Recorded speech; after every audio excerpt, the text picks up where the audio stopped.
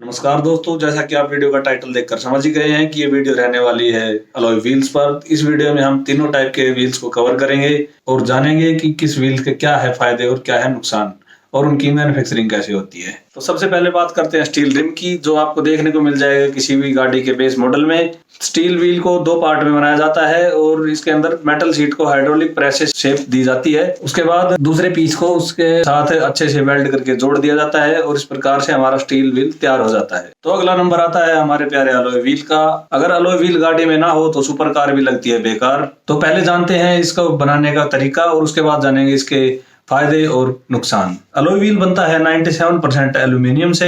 सबसे पहले एल्यूमिनियम को पिघलाकर उसे लिक्विड स्टेट में लाया जाता है। उसके बाद उसके अंदर आर्गन गैस मिलाई जाती है ताकि उसके अंदर की हाइड्रोजन बाहर निकल आए और उसकी डेंसिटी बढ़ जाए। और इसको गैस को बाहर निकालने का एक कारण ये भी है कि जब वो हमारा प्रोडक्ट, हमारा अलॉय व्हील जब फाइनल बन के तैयार हो तो उसके अंदर कोई भी एयर बबल ना हो, कोई गैप ना हो, यानी कि वो पोरस ना रहे, एल्यूमिनियम की डेंसिटी वहां पर बढ़ जाए। हाइड्रोजन गैस को बाहर निकालने के बाद उसके अंदर कम अमाउंट में मिलाई जाती है टाइटेनियम, मैग्नीशियम। इनको ढंग से मिक्स किया जाता है और जो इम्प्योरिटीज होती है उन्हें बाहर निकाल लिया जाता है।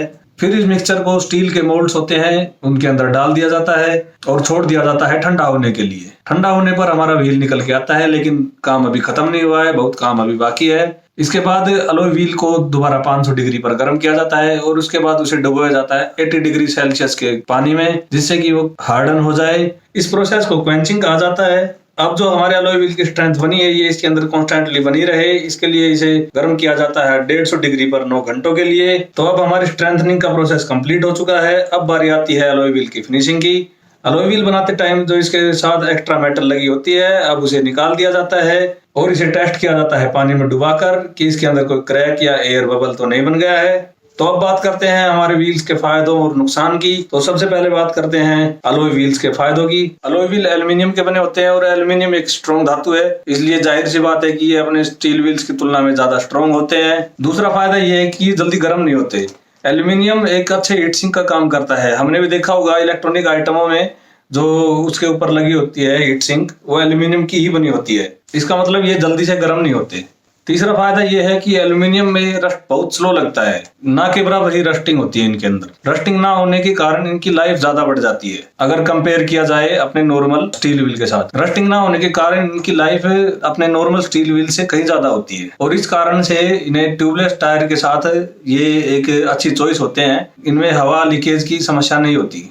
एल्यूमिनियम एक हल्की धातु है, ये इसका सबसे बड़ा प्लस पॉइंट है। इसके हल्की होने के कारण इंजन को, अलॉय व्हील को, अपने व्हील को घुमाने के लिए कम एनर्जी खर्च करनी पड़ती है और सेम ही है इसको रोकने के लिए। इससे व्हीकल की स्टेबिलिटी बढ़ जाती है, व्हीकल की ब्रेकिंग इंप्रूव होती है और पिकअप बढ़ जाता है। अब मैं इसका एक एग्जांपल देता हूँ। अब इसके एग्जांपल के लिए हम चारा मशीन को ले लेते हैं। इसका जो ये व्हील है इसे हम स्टील रिम मान सकते हैं। अब देखिए इसे घुमाने में भी ज्यादा एनर्जी लग रही है और इसे रोकने के लिए भी मुझे ज्यादा एफर्ट करना पड़ रहा है, यानी कि ज्यादा एनर्जी लग रही है। और अगर हम यहीं पर सपोज करते हैं कि ये प्लास्टिक का होता या फिर एल्यूमिनियम का होता तो मुझे इसे घुमाने के लिए भी कम एनर्जी खर्च करनी पड़ती और इसे रोकने के लिए भी। अलॉय व्हील के फायदों के साथ में कुछ नुकसान भी हैं। अलॉय व्हील स्ट्रॉन्ग होते हैं और इनके साथ एक बड़ी ही कॉमन समस्या है कि ये टायरों को साइड से काट देते हैं। जैसे ही हमारी हवा कम होती है और गाड़ी गड्ढे में जाती है तो ये टायरों को साइड में से कट लगा देते हैं। ऐसा एक इंसिडेंट मेरे साथ भी हुआ था ग्रैंड i10 गाड़ी में। गड्ढे का मुझे केबिन तक पता नहीं चला कि नीचे गड्ढा आया है, लेकिन मेरा टायर कट गया था। अगर आपके साथ भी ऐसा कभी हुआ है तो आप कमेंट करके जरूर बता सकते हैं। दूसरी समस्या ये है कि इसे हम रिपेयर नहीं कर सकते। जो स्टील रिम है उन्हें थोड़े से चोट वोट मार के हम रिपेयर कर सकते हैं, लेकिन इनके साथ ऐसा नहीं है। इन्हें रिपेयर करना एक बहुत ही कॉस्टली प्रोसेस है और बहुत ही कॉम्प्लिकेटेड प्रोसेस भी है, तो इन्हें अवॉइड किया जाता है रिपेयर करने से। तो अब बात करते हैं डायमंड कटेड अलॉय व्हील्स की। Diamond cutted alloy wheels basically aluminium wheels ही होते हैं। इसमें अलॉय व्हील्स को सीएनसी लेथ मशीन पर रखकर उसके सरफेस को हल्का सा काट दिया जाता है। तो लेथ मशीन की जो ब्लेड की टिप होती है उस पर डायमंड लगा होता है जो इसे काटता है, इसलिए इसे डायमंड कटेड अलॉय व्हील बोला जाता है। इसे काटने पर इसका चमकदार हिस्सा बाहर निकल कर आ जाता है, जिस पर आप हल्की हल्की सी लाइनें देख सकते हैं और इन्हें टच करके फील भी कर सकते हैं। तो आज के वीडियो में बस इतना ही। तो लास्ट में मैं यही कहना चाहूंगा कि अगर आपने अलॉय व्हील लगवाना है तो हल्का देखकर लगवाइए, अच्छी कंपनी का लगवाइए और अगर लगवा लिया है तो हवा प्रॉपर भर के चलाइए।